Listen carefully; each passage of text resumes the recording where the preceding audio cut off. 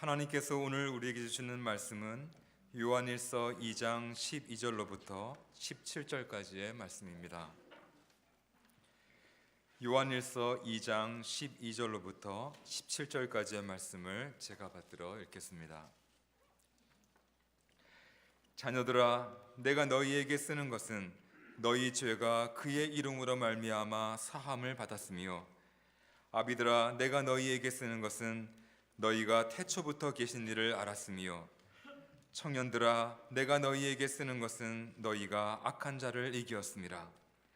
아이들아, 내가 너희에게 쓴 것은 너희가 아버지를 알았으며, 아비들아, 내가 너희에게 쓴 것은 너희가 태초부터 계신 이를 알았으며, 청년들아, 내가 너희에게 쓴 것은 너희가 강하고 하나님의 말씀이 너희 안에 거하시며 너희가 흉악한 자를 이기었음이라. 이 세상이나 세상에 있는 것들을 사랑하지 말라. 누구든지 세상을 사랑하면 아버지의 사랑이 그 안에 있지 아니하니, 이는 세상에 있는 모든 것이 육신의 정욕과 안목의 정욕과 이생의 자랑이니 다 아버지께로부터 온 것이 아니요 세상으로부터 온 것이라. 이 세상도 그 정욕도 지나가되 오직 하나님의 뜻을 행하는 자는 영원히 거하느니라. 아멘. 할렐루야 찬양대 고맙습니다. 그 사랑 그 생명, 귀한 찬양입니다. 고맙습니다. 2019년 새해 첫 주일 예배입니다. 하나님을 예배하러 오신 모든 분들을 축복합니다. 지난 세월 동안 아마 여러 가지 일들이 여러분의 가정의 일터에, 아마 여러분의 주변에 있었을 것입니다. 좋은 것은 추억으로 남겨두고 상처와 낙심된 일, 그리고 분노하고 슬퍼했던 일, 혹은 걱정하고 염려한 일은 이제 과거의 일이 되었습니다. 새로운 기대와 소망을 가지고 앞을 향해 달려가는 새해가 되시기를 주님의 이름으로 축복합니다. 여러분이 혹시 인생의 밑바닥을 경험했다면 더 이상 밑바닥 밑으로 내려갈 것은 없습니다. 우리는 다만 인생의 짐을 맡기면서 믿음의 날개를 타고 주님과 함께 올라가고 날아가면 되는 것입니다. 우리가 아는 하나님의 선지자 요나는 하나님의 낯을 피해서 소명을 거부하고 배를 타고 저 세상의 끝이라고 알려진 다시스를 향하여 배를 타고 내려갔습니다. 그뿐만 아니라 배 밑바닥으로 밑창에서 잠들어 있었습니다. 풍랑을 만나고 결국은 그는 물고기 뱃속으로 내려가고, 그 물고기 뱃속은 성경이 이야기하기를 음부의 뱃속이다, 수월이다, 지옥을 경험하는 밑바닥을 그의 인생의 어둠으로 경험했습니다. 그때 그의 인생은 하나님을 찾았습니다. 기도하는 가운데서 그는 하나님의 성전을 바라보면서 영혼이 밑바닥으로부터 솟아오르기 시작하고 하나님을 만나면서 그의 마지막 기도의 고백은 오직 여호와께만 구원이 있는 것입니다. 인생의 구원자이신 하나님을 그는 인생의 밑바닥으로부터 기도 가운데 고백하게 되었습니다. 여러분 홀로 인생의 짐을 지지 마시고 여러분 곁에 있는 신앙의 가족들과 함께 인생의 짐을 나누어 지십시오. 그리고 신앙의 공동체와 함께 하나님의 집에서 예배하는 삶으로부터 인생의 밑바닥으로부터 빛을 보여주신 하나님을 만나시기를 축복합니다. 오늘 읽은 요한일서 2장의 말씀은 교회 공동체를 구성하는 다양한 세대를 나누어서 권면하고 있습니다. 물론 이것은 연령적으로 어린 아이로부터 청년, 장년, 노년에 이르기까지의 사람들을 말하는 것 같습니다. 또한 이것은 신앙적으로 보면 신앙의 다양한 차이, 수준, 레벨을 말하는 것 같지만 또한 다른 이야기를 합니다. 이것은 신앙의 여정을 이야기합니다. 신앙의 초보자, 신앙의 어린아이와 같은 사람이 자라나면서 청년이 되고 장년이 되고 노년이 되는 믿음의 여정, 믿음의 여행을 우리에게 말하고 있습니다. 각 세대, 각 믿음의 여정을 따라서 우리에게 전해지는, 우리가 가지고 있는 진리를 다시 확인하면서 말하고 있습니다. 여러분 모두는 믿음의 경주자이고 믿음의 여행자입니다. 각각의 여정에서 우리가 이미 가지고 있는, 누리고 있는 하나님의 진리를 알도록 저자 요한은 우리에게 말하고 있습니다. 어떤 세대에게 말하고 있습니까? 첫 번째는 자녀들의 세대입니다. 12절에서 요한은 먼저 자녀들아 이렇게 시작을 합니다. 자녀라는 존재는 부모가 전제되어진 아이들을 말합니다. 또한 14절에 아이들아 이렇게 부르는 것은 이들이 연령적으로 어린 아이일 수도 있지만 신앙적으로 따져보면 이들은 믿음의 초신자를 이야기합니다. 아직 신앙의 연륜이 길지 않고 짧은 사람들, 믿음을 가진 사람들, 새가족과 같은 초신자와 같은 사람이라 할 수 있습니다. 이들을 향하여 선포되는 진리는 너희가 그의 이름으로, 너희 죄가 그의 이름으로 죄 사함을 받았다 이렇게 선포합니다. 왜 이 사실을 그들에게 선포하고 있습니까? 아마 이들은 신앙의 초신자들이기 때문에 믿음에서 쉽게 흔들리는 사람들입니다. 아마 그들의 마음속에는 그런 의심, 그런 생각이 많을 겁니다. 과연 성경의 말씀이 사실일까? 과연 성경에 있는 이 일들이 진짜일까? 과연 하나님의 존재나 예수님의 부활, 이러한 성경이 말하는 것이 과연 진짜일까? 아마 이런 의심, 이런 회의와 이런 생각들로 순시로 우리가 그 마음이 흔들리는 것을 보게 됩니다. 믿는 사람이 되었지만 왜 나는 더 어려운 환경에서 살게 되었나? 여러 가지 더 많은 시험과 어려움이 믿음 생활을 시작하였는데 왜 이렇게 몰려올까? 나는 왜 기도했는데 응답되지 않은가? 왜 이런 일들이 믿음의 사람들에게 일어날까? 수많은 생각들이 우리의 마음을 지배하게 됩니다. 그리고 나는 예수를 믿지만 왜 나는 아직도 과거의 습관과 모습으로부터 벗어나지 못할까? 나는 불가능한 인간이야. 나는 안 되는 인간이야. 아마 이런 죄책감이나 불가능함 혹은 불가지론에 빠지는 것이 우리 인생의 모습입니다.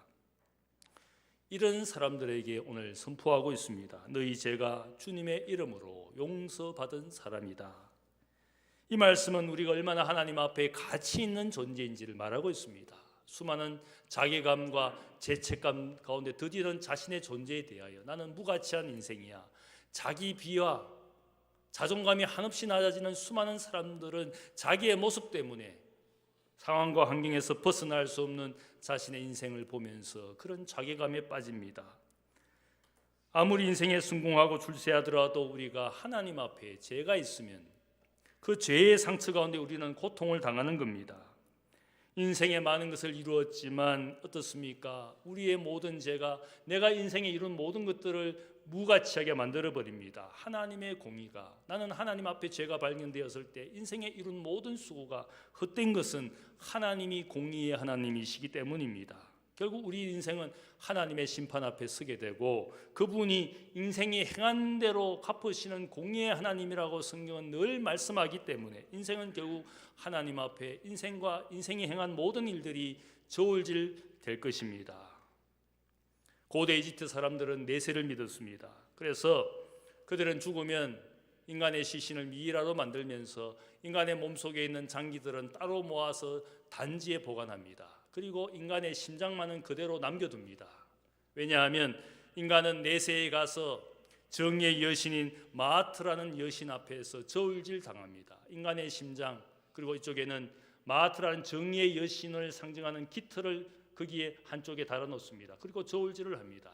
인간이 많은 죄를 지으면 그 심장은 정의의 깃털보다 더 무거워지니까 결국 인간은 결국 죄인이고 그 죄된 심장을 괴물, 암무트가 쪼아 먹어버리는 그런 것을 내세사상에서 표현했습니다. 인간의 죄는 그만큼 무겁다는 뜻입니다. 인간이 쌓아가는 선이나 공덕보다는 우리가 행한 죄악이 너무 많다는 것이 기독교의 진리일 뿐만 아니라 고대 사람들조차도 인간은 죄인이라는 사실을 얼마나 우리의 죄의 무게가 무거운 것인지 그것 때문에 수많은 죄책감에 시달립니다. 후회와 분노와 다툼과 의심과 불화가 사람과 사람 사이에 있는 것은 죄의 무게가 우리의 인생에 가득하기 때문에 수많은 일들과 현상은 죄의 모습이고 죄의 상처들입니다. 그래서 철학자 플라톤은 육신에 갇혀있는 이 불멸의 영혼은 저 세상으로 돌아갈 때 그 영혼의 모습을 보면 이 세상에 살다간 흔적이 가득하다. 상처, 스카가 이 영혼에 새겨져 있어서 저 세상으로 돌아간다. 그만큼 세상을 살고 있는 영혼들이 힘들다는 뜻입니다.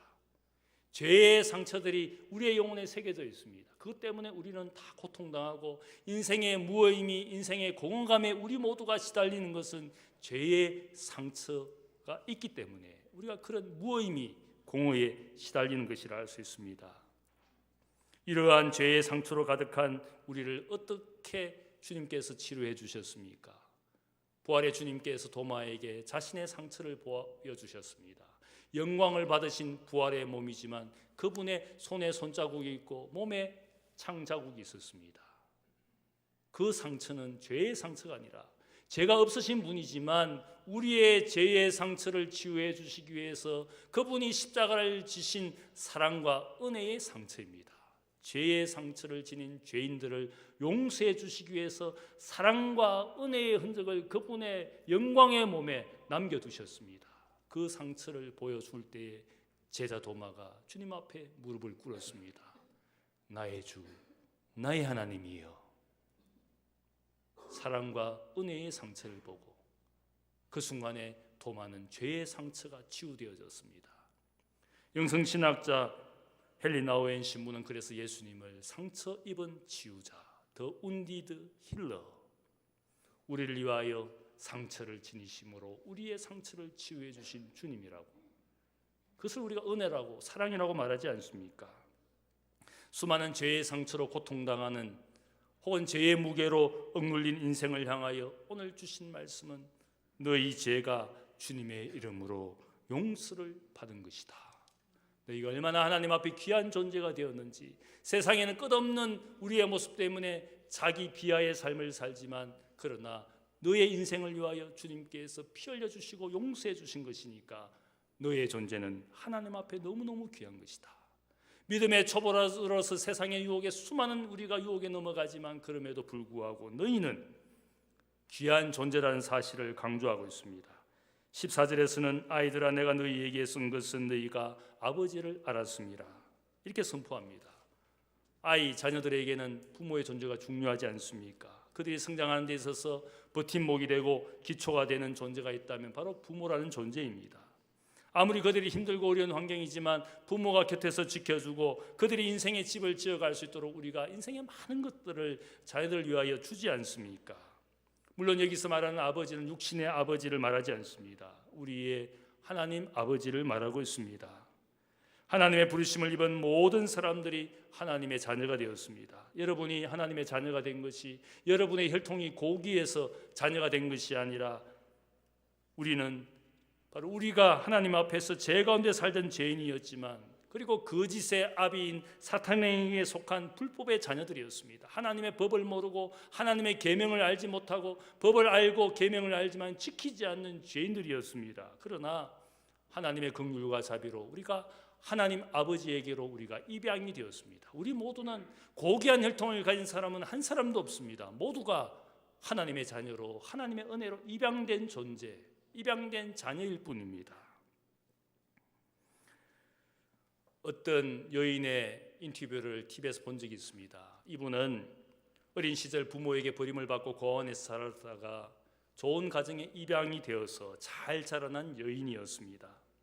어느 날 친부모가 찾아와서 양부모에게 소송을 걸고는 내 딸을 찾아가겠다고 소송을 하고는 승소를 하고 이 딸을 다시 찾아갔습니다. 이 딸이, 이 여인이 친부모에게 가정으로 돌아갔지만 그 친부모가 그 이후로 계속 학대를 하다가 결국은 상처를 입고 병원에 입원을 했습니다. 이 딸의 이야기를 듣고 기자가 찾아왔을 때 이 딸이 울면서 기자에게 이야기합니다. 낳았다고 부모가 아니라 잘 보살펴주는 부모가 진정한 부모이지 않겠습니까? 그 말 한마디를 하면서 얼마나 우는지. 낳아 주었다고 부모가 아니라 진짜로 자기를 행복하게 양육해주는 부모가 진짜 부모이지 않겠습니까? 여러분 어떻습니까? 여러분은 세상의 품을 여러분의 부모라고 생각하고 살고 있습니까? 그러나 세상은 거짓 아비에 불과합니다. 우리의 진정한 행복을 위하여 돌보아주는 세상이 아니라 세상은 우리가 단지 이용물에 불과합니다. 나를 이용하고 나를 사용하고 버리는 것이 세상이지 않습니까? 여러분의 능력과 여러분의 재능을 필요로 해서 잠시 사용하지만 그 능력과 재능이 다했을 때는 버리는 것이 세상입니다.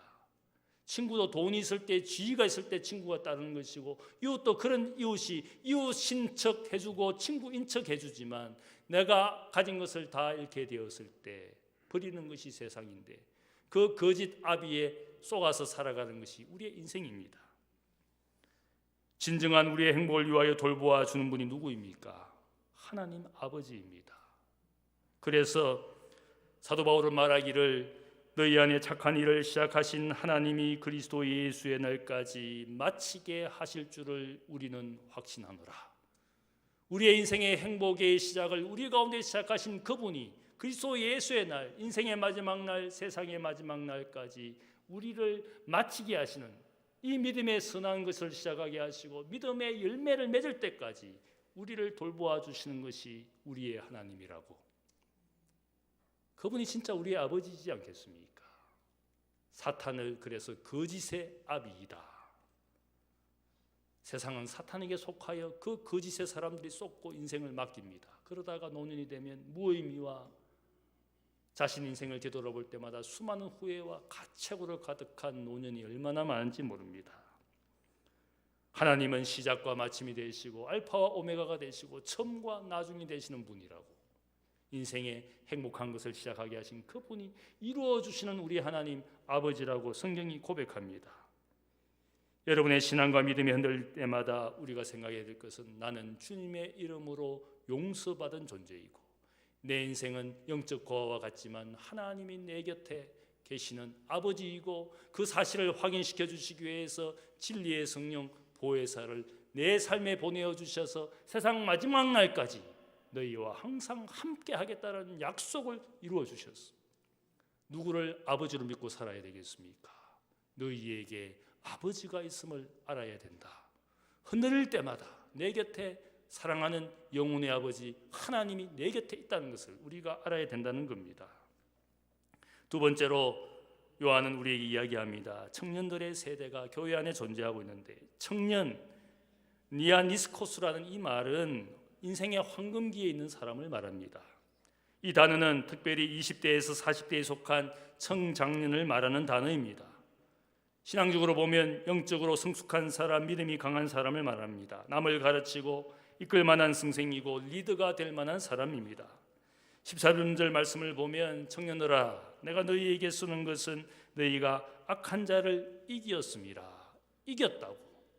미래형이 아니라 과거 완료형을 쓰고 있습니다. 이미 너희는 승리하였다. 우리에게 승전 소식을 알려주고 있습니다. 우리 주님께서도 마지막 밤에 십자가의 죽음을 앞에 두고 제자들에게 하신 말씀이 뭡니까? 너희가 세상에서 환난을 당하나 담대하라. 내가 세상을 이겼노라. 십자가의 죽음 앞에서 오히려 승리를 선언하셨습니다. 과거형으로 말씀하셨습니다. 십자가의 죽음은 그래서 패배가 아닙니다. 승리였습니다. 주님은 처형당한 빅팀 희생자가 아니라 오히려 빅토르 승리자라는 사실을 알려주고 있습니다. 주님께서 우리에게 가지고 오신 하나님의 나라 천국은 무엇을 말하느냐? 이 하나님의 나라가 세상에 임하였을 때 무슨 일이 일어났습니까? 사탄이 자기 세상에서 귀신들이 차지한 그 영혼 사람들의 생명으로부터 쫓겨나게 되었습니다. 그것을 보고 주님께서 성령을 힘입어 귀신을 쫓아내면 하나님의 나라가 이미 너희에게 임하였느니라. 사탄의 세상은 끝나고 하나님이 주인이신 세상이 이 땅에 시작되었고 사람들의 가운데서 하나님의 나라가 이미 존재하고 있음을 말씀하고 있습니다. 겨자씨가 세상에 심겨졌는데 그 겨자씨는 잘 보이지는 않지만 미약하게 보이지만 겨자씨가 자라서 겨자나무가 되어서 공중에 새가 깃들 정도로 우리 앞에 하나님의 나라가 시작이 되었고 그때가 되면 하나님의 나라가 완성될 것을 말씀했습니다. 이 말씀의 의미는 겨자나무가 될 만한 하나님의 나라가 이루어지는 모든 것이 이 땅에 이미 시작되었다는 뜻입니다. 여러분의 삶에 하나님의 나라가 시작이 되었습니다. 의와 희락과 기쁨을 우리가 누리는 것은 하나님의 나라가 우리의 삶의 교회를 통하여 이미 시작이 되었다는 겁니다. 왜냐하면 세상의 주인이 바뀌었습니다. 더 강한 자가 와서 집안에 있는 악한 자를 쫓아내셨습니다. 그것이 믿음 생활에, 우리가 믿음 생활에서 하나님 나라를 맛보며 사는 것은 미래에 다가올 하나님의 나라를 이미 믿음이라는 긴팔을 가지고 우리의 품에 안은 겁니다. 부활의 능력이 이미 임하였다는 것입니다. 이미 승리하였다는 겁니다. 죄와 죽음과 사탄의 권세가 주님의 부활로 패배했음을 알리고 있습니다. 그래서 우리는 주님을 믿고 그분의 이름을 부르는 것이 승리자의 특권입니다. 아무나 부르는 이름이 아니라 승리자만이 부를 수 있는 이름과 영광입니다. 우리가 강한 자가 되었다는 뜻입니다. 요한계시록은 교회가 고난과 핍박 가운데 있을 때에 부활의 주님께서 사도 요한에게 나타나서 말씀합니다. 이기는 자가 되라. 이기는 자에게 내가 흰 돌을 주리라. 이기는 자에게 내가 흰 옷을 입혀주리라. 이기는 자에게 생명의 멸관을 주리라. 계속적으로 이겨라. 이기는 자에 대해서 이야기하고 있습니다. 약하면 지게 되어 있습니다. 그러나 강한 자가 되면 이기는 겁니다. 아마 여러분 각각은 여러분이 좋아하는 신발, 나이키 신발 한 켤레는 다 가지고 있을 겁니다. 나이키, 니케라는 그 승리의 여신을 상징하는 이름입니다. 여러분이 나이키 신발 신으면 세상을 이길 수가 있습니까? 오히려 세상 앞에 오히려 그 신발 신고도 좌절하고 패배하는 분들 얼마나 많습니까? 세상이 주는 신발 신었다고 해서 마치 승리와 영광이 보장된 것처럼 신발을 신고 세상을 달려가는지는 모르겠지만 수많은 사람들이 패배합니다. 여러분이 패배하지 않는 인생입니까? 죽음 앞에 모든 인생이 패배합니다. 죽음이 마지막 승리자였습니다. 돈 많은 사람도 부자도 재벌도 대통령도 권력자도 죽음 앞에 다 절망하고 패배했습니다. 성경은 우리에게 분명히 이야기합니다. 그런 마지막 승리자인 것처럼 죽음이 행세하지만 주님께서 부활하심으로 이제는 주님이 최후의 승리자이고 오히려 죽음은 이제는 최후의 패배자가 되었습니다. 그것이 부활이 가져온 진리입니다. 14절 말씀을 보면 청년들아 내가 너희에게 쓴 것은 너희가 강하고 하나님의 말씀이 너희 안에 거하시며 너희가 악한 자를 이기었습니다. 이 말씀은 악한 세상, 악한 사탄을 이기는 것은 우리의 힘과 지혜로 되는 것이 아니라 무엇으로 이길 수가 있느냐? 하나님의 말씀 안에 거하는 삶으로. 왜 하나님의 말씀 안에 거하는 것이 우리가 이기는 겁니까? 왜냐하면 말씀만이 영원하다고. 인생의 영광은 풀의 꽃과 같아서 아침에 피었다가 저녁에 다 지는 것이 인생과 인생이 가진 모든 것이지만 오직 하나님의 말씀만이 영원하다. 영원한 말씀 안에 거하는 자만이 영원히 남는 것이고 남는다는 것은 승리자가 된다는 뜻입니다. 우리에게 더 이상 죽음은 우리에게 승리자가 아니라 죽음은 우리가 그것을 넘어서는 세상 사람들에게 믿음과 소망이 없는 사람들에게는 죽음은 벽입니다. 그 벽 앞에 다 좌절합니다. 패배합니다. 그러나 우리는 죽음이 벽이 아니라 문입니다. 그 문을 열고 영원한 세상으로 가는 새로운 시작을 알리는 그것이 죽음이지 않습니까? 그래서 죽음에 대해서 이야기할 때 바울은 생명이 죽음을 삼키리라. 죽음이 모든 인생을 삼키지만 그러나 우리는 소망을 가진 사람은 생명이 이 죽음마저도 삼키는 최후의 승리자가 될 것이다. 그래서 나는 날마다 죽을 수 있다. 날마다 죽지만 날마다 사는 것이고 날마다 고난과 시련 가운데 살지만 날마다 이김을 주신 하나님께 내가 감사하노라. 그런 신앙과 믿음을 가진 것이 신앙의 사람들입니다. 말씀 안에 거하는 삶이라는 것은 이 말씀이 영적 무기이니까. 여러분 어떻습니까? 우리가 신앙의 수준을 따라서 어쩌면은 믿음 약한 사람, 여전히 아이와 같은 사람은 그래도 말씀을 젖을 먹고 우유를 먹는 것처럼 살아가고 있습니다. 여러분 이제는 청장년이 되면 어떻게 해야 되겠습니까? 단단한 식물을 먹어야 됩니다. 고난과 시련 속에서 단단한 말씀의 양식을 먹으면서 더욱 단단해져야 됩니다. 말씀의 초보 가운데 늘 그런 말씀만, 늘 좋은 말씀, 축복의 말씀, 평안한 말씀만 원할지 모르지만 그것 가지고 세상을 이길 수가 없습니다. 세상은 너무나 많은 고난과 시련이 기다리고 있습니다. 그런 말씀 가지고는 흔들릴 수밖에 없고 죄의 유혹에, 사탄의 유혹에, 사이비 이단의 유혹이 넘어갑니다. 고난과 시련 속에서도 단단한 식물을 먹고 단단한 사람이 되면 결코 흔들리지 않습니다. 말씀의 초보에 살다 보니까 시련을 견뎌내지 못합니다. 시간과 세월이 흘렀음에도 말씀 생활을 여전히 하지 않고 있다면 그는 성장하지 못한 어린아이에 불과합니다. 어린아이가 귀엽고 귀한 존재이지만 그러나 아이가 시간과 세월이 가도 자라나지 못한다면 그것은 걱정거리가 됩니다. 제가 교인들을 보면 어떤 분들은 시간과 세월이 많이 흘렀음에도 여전히 어린아이처럼 사는 분이 있습니다. 헌신도 희생도 숨김도 없습니다. 그분들의 모습은 어린아이에 불과합니다. 5년, 10년, 20년이 지나도 똑같은 모습으로 산다면 그는 분명히 문제 있는 자라나지 못한 아이의 모습입니다.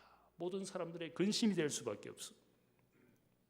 분명한 것은 약한 자는 도태되고 패배하게 되어 있습니다. 영원한 것을 사모하는 자만이 승리하는 자가 됩니다. 이따가 사라질 것을 믿고 사는 사람들은 패배자가 될 수밖에 없습니다. 오늘 말씀을 보니까 15절 말씀을 보면 이 세상이나 세상에 있는 것들을 사랑하지 말라. 누구든지 세상을 사랑하면 아버지의 사랑이 그 안에 있지 아니하니 이는 세상에 있는 모든 것이 육신의 정욕과 안목의 정욕과 이생의 자랑이니 다 아버지께로부터 온 것이 아니요 세상으로부터 온 것이라. 이 세상도 그 정욕도 지나가되 오직 하나님의 뜻을 행하는 자는 영원히 거하느니라. 하나님의 뜻을 행하는 자만이 영원한 승리자가 된다는 겁니다. 왜냐하면 영원한 것을 붙들고 사니까 승리자가 될 수밖에 없고, 그것과 비교해서 세상에 있는 것들은 지나가다가 사라질 것이니까 결국은 패배자가 되는 겁니다. 누가 인생의 성공자이냐, 인생의 승리자이냐? 영원한 것을 붙드는 사람이 승리자가 되는 줄로 믿습니다. 영원한 것을 사모하고 영원한 것을 붙들고 사는 여러분들 되시기를 축복합니다. 세 번째로 사도 요한은 아베들의 세대에 대해서 이야기합니다. 13절 선포하기를 아베들아 내가 너희에게 쓰는 것은 너희가 태초부터 계신 이를 알았습니다. 연령으로 따지자면 이분들은 인생의 황금기를 지나고 다음 세대에 많은 것을 물려주고 살고 있는 장년과 노년의 사람들이라 할 수 있습니다. 영적으로 보자면 오랜 신앙생활을 하면서 믿음의 참 기쁨을 느끼며 사는 분들입니다. 저희 대학교회로, 우리 대학교회로 보자면 요한선교 어르신들 같은 분들이지 않겠습니까? 인생과 신앙생활에서 단맛, 쓴맛, 짠맛, 매운맛을 다 보신 분들입니다. 한국 근현대사의 산 정인들입니다. 이 땅과 교회가 가난하고 어렵게 살았던 과거를 몸소 체험한 분들입니다.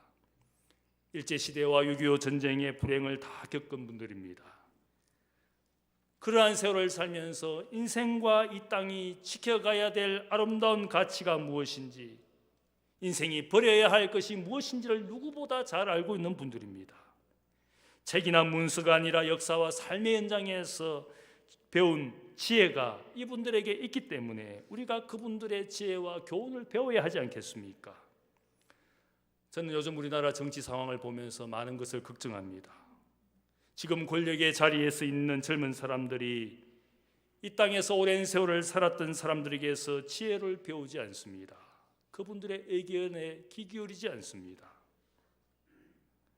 이분들이 하는 목소리, 이분들이 생각하는 그것들을 귀하게 여겨야 됩니다. 아비들아 너희가 태초부터 계신 하나님을 알았다. 이 표현이 의미하는 것은 많은 것을 의미합니다.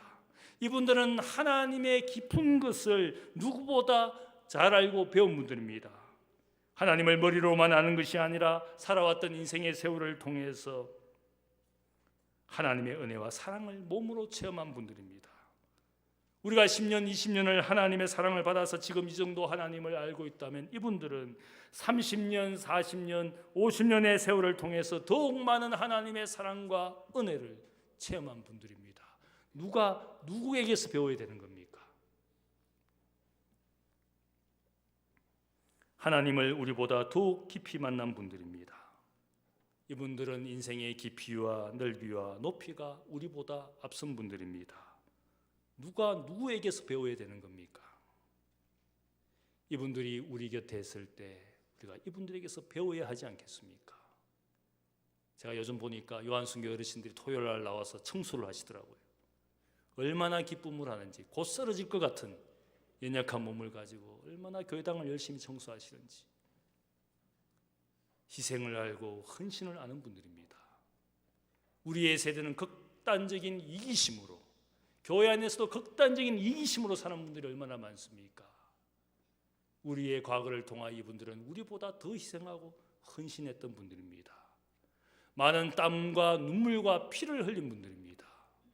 이분들에게서 배우지 않는다면 우리는 교만한 인생이고 어리석은 인생에 불과합니다. 할아버지와 할머니, 아버지와 어머니, 그리고 손자와 손녀 이렇게 함께 어울려 사는 가정은 많지 않습니다. 그런데 이 세 세대가 함께 사는 가정을 보면 다른 분들이 가지지 못한 유익을 누리고 있습니다. 어른 공경을 배우고 세대를 넘어서서 가족의 사랑과 정을 체득하고 있습니다. 권위와 질서에 순종하고 절제와 겸손을 배우는 그런 가정을 보게 됩니다. 저는 어릴 때 할아버지 할머니의 모습을 기억하고 있습니다. 막내 아들인 아버지의 집에 할아버지 할머니가 자주 오셨습니다. 할아버지와 할머니는 막내 아들인 아버지에게 많은 유산을 남겨두지 못하고 거의 한 푼도 남겨주지 못한 것을 늘 미안해하시고 후회하시며 안타까워하셨습니다. 그런데 막내 아들이 사업을 하고 성공한 것을 기뻐하시면서 늘 아버지의 집과 공장을 자주 오셨습니다. 얼마나 좋아하시는지, 얼마나 기뻐하시는지 그 모습이 저의 기억에 오래오래 남아있습니다. 저는 그분이 우리 곁에 있는 것을, 내 곁에 있는 것을 너무 좋아했습니다. 할아버지 할머니를 볼 때마다 저분들의 은혜와 사랑이 오늘 나를 있게 했구나. 가난의 시절을 경험하고 고통의 시절을 경험했지만 헌신과 희생으로 자녀를 양육하시고 이 손주들이 이렇게 있는 것이 다 저분들의 은혜구나. 그 사실을 저는 가슴 깊이 새겼습니다. 우리의 곁에 인생의 황금 시절을 이 땅과 교회를 위하여 사신 분들의 존재를 우리가 귀하게 여겨야 됩니다. 그분들은 우리보다 열정적이었고 헌신적인 분들이었습니다. 이분들에게서 우리가 잘 배워가는 것이 저는 미래를 준비하는 것이라 생각합니다. 우리의 성장의 모든 세대가 필요합니다. 자라나고 배워야 할 아이들이 있어야 미래가 있는 것입니다. 지금 일하고 헌신해야 될 청장년이 있어야 현재가 밝은 것이지 않겠습니까? 오늘 우리를 존재하게 만든 노년의 존재가 있기 때문에 과거와 현재와 미래가 이어지고 있는 것이지 않겠습니까? 내가 잘나서 오늘 우리가 여기에 있는 것이 결코 아닙니다. 권력의 자리에 있는 사람들이 그들이 잘나서 오늘 우리의 부여를 누리는 것이 아닙니다. 누군가의 희생이 눈물이 있었기 때문에 정의의 칼을 휘두른다고 다 잘 되는 것이 아닙니다. 그분들을 귀하게 여기지 않는다면 지금의 사람들은 더 악한 인생이 될 뿐입니다. 교회는 함께하는 공동체의 가치를 소중히 여기는 세상의 마지막 보루라고 믿습니다. 공동체 안에서 서로 사랑하고 용서하고 섬기는 일들은 이 교회 안에서만 가능합니다. 극단적인 이기심으로 자기밖에 모르는 인생에는 미래가 없습니다. 그러나 함께하며 용서해주고 받아주고 섬기고 사랑하는 공동체, 그 공동체가 이 사회에 많을 때 저는 우리 사회가 소망이 있다고 믿습니다. 여러분이 세상의 소망입니다. 예수가 우리의 소망입니다. 함께 있는 것이 소망인 줄로 믿습니다. 함께 살아나고 함께 하나님 앞에 기쁨이 되는 대학교의 모든 성도가 되시기를 주님의 이름으로 축복합니다. 사랑의 아버지 하나님 감사합니다. 2019년 새해 첫 주일 예배를 주 앞에 드립니다. 세대를 뛰어넘어서서 이 자리에 함께 있는 것이 감사합니다. 세대 간의 수많은 불화와 갈등과 차이로 인하여 이 세상과 이 사회는 고통당하고 있습니다. 공동체의 가치를 잃어버리고 지난 세월 우리가 소중히 여기던 미덕들이 사라지는 시대에 있습니다. 이러한 시대에 교회와 예수 그리스도가 세상의 소망 되기를 원합니다. 함께 있고 서로 배워서 하나님 아버지 공동체의 아름다운 미덕들을 우리의 가정과 일터에서 만들어가고 또 보여주는 복음의 전도자들이 되게 하여 주옵소서. 복음의 신발을 신고 평화의 복음을 세상에 전하는 이 한 해 되기를 원합니다. 그런 가정과 일터가 복된 줄 믿습니다. 우리 모두가 하나님의 기쁨 되는 함께하는 교회의 공동체로 주의 영광 되게 하여 주옵소서. 감사하며 예수님의 이름으로 기도하옵나이다. 아멘.